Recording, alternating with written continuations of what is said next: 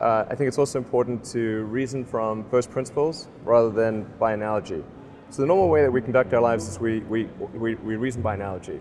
We're doing this because it's like something else that was done, or it's like what other people are doing, and it's kind of mentally easier to reason by analogy rather than from first principles. But by first principles is kind of a physics way of looking at the world, and what that really means is you kind of boil things down to the most fundamental truths, and say, okay, what are we sure is true, or as sure as possible is true, and then reason up from there.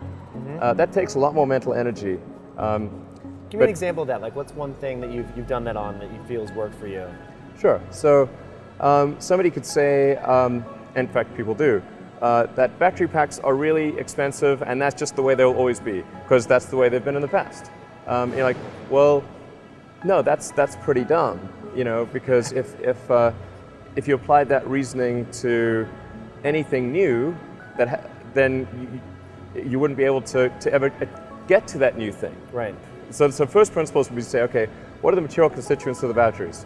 What is the spot market value of the material constituents? So you can say, okay, it's got cobalt, nickel, aluminum, carbon, and some polymers for separation, and a steel can. So break that down on a material basis and say, okay, what if we bought that in the London Metal Exchange, what would each of those things cost? Like, oh, geez, it's like $80 per kilowatt hour.